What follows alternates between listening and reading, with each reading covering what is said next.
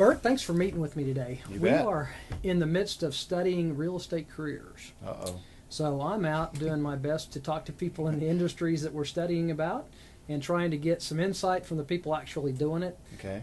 what it takes to be in these industries and do these jobs. I know you're an attorney with Riggs Abney. Is that right? It's That's probably right. more than that. What is the actual firm name? Yes, it's Riggs Abney, Neal, Turpin, Orbison, and Lewis, and it's we have offices in Tulsa, in Oklahoma City, and in Denver.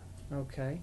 Well, I'm specifically here to talk to you today about real estate law because that is an area that we not only talk about in the class, but it's a career path that frankly, I don't think we have enough of Yeah. in this market. So what I'd like to know is, first of all, one of the questions I've been asking people about their industry and their career is what's the people's perception of what it is that a real estate lawyer does or a real estate attorney does? And then give me the actual things that you perform, the things that you do as a real estate attorney, and couch this as if you're talking to people that are sort of looking for what they might want to do in real estate but don't know what there is to be done. So Okay. kind of talk to that a bit. Okay. Well, I guess I talk about myself being a dirt lawyer, which basically has to do with land and transactions. A lot of people assume that all real estate lawyers do is sort of deal with title work. There are a number of lawyers that is their emphasis. They're looking at they're working with title companies or and actually doing title opinions and those types of things.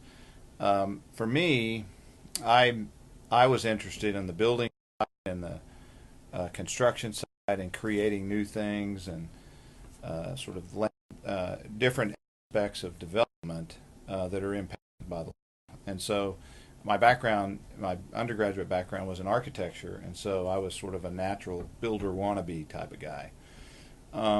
Present different options from helping with lenders on structuring and documenting mortgage transactions, maybe for commercial real estate, or helping put together a system that allows you to do multiple residential real estate mortgage loans, all the way to zoning and land planning, land use restrictions.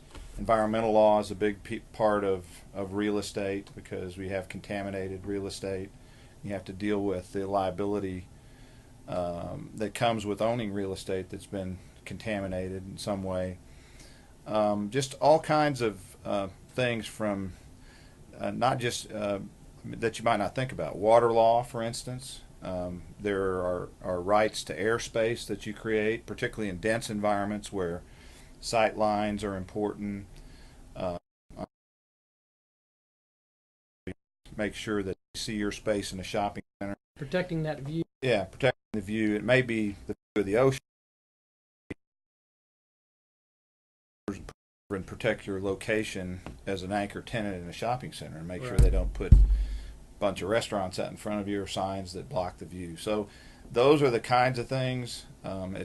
It can include valuation. It can include you're dealing with security for lending transactions, and that also triggers things like bankruptcy and laws that impact it, and creditors' rights laws, and Foreclosure law is a whole nother. foreclosure laws, and then you have in the building environment things like mechanics liens and materialman's liens, where a contractor doesn't get paid and files the lien right, and is he first or second, or is he behind? How many lenders is he behind, and does he really have a chance to recover out of the real estate? So those are really all. I mean, it runs the gamut. That's why I like it, because it's it really is a broad topic. So every day is different, I guess. What's your favorite thing? Well, I am. I've always sort of gravitated towards. I think what amounts to land planning and sort of visualizing the interaction of different pieces of real estate. I like complex transactions or projects that have multiple components that have to interface. We've done some work downtown, for instance, that when you're building downtown right up to the curb, then you have to deal with public rights, interfacing with private rights, and then you have to many times deal with special kinds of financing that are tricky. I call it real estate brain surgery, and that's where you really, I think, as a lawyer, at least for me, I needed to gravitate towards to stay interested and to make sure that it was something I could get assigned value to and get paid. Mm-hmm. A lot of with LegalZoom and with the internet now, people think that they can sort of be their own lawyer, mm-hmm. and then in fact they can document a lot of things that they didn't used to be able to. And many years ago, yeah. The concept of the realtor doing contracts and attorneys, I think, were more than happy to allow realtors to do those contracts.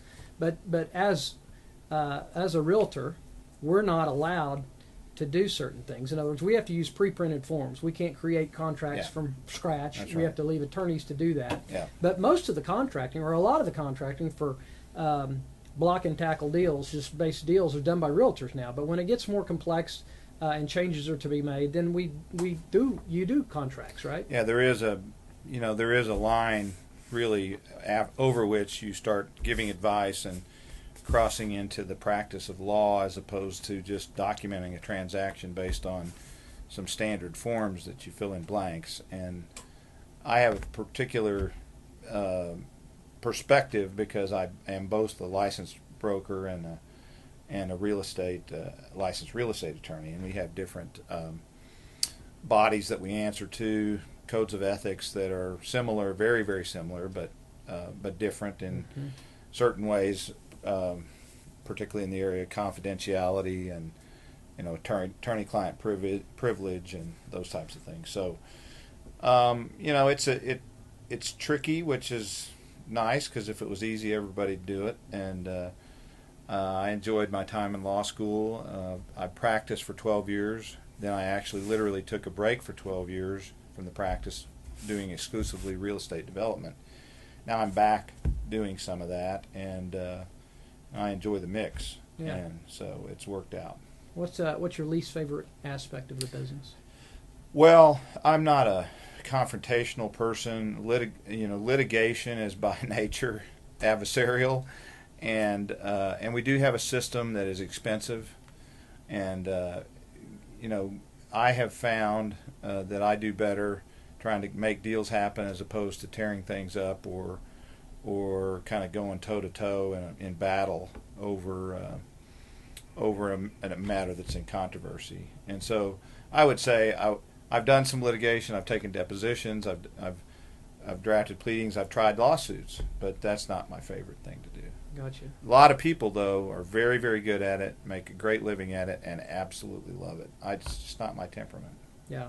My analysis of you is that you are a person that likes to get deals done, not bust deals, and that's right. But I will say that litigators perform. I mean, if they reach an impasse, they also get things done. It's just in a different way, and I like to get from point A to point B as quickly as I can. Gotcha.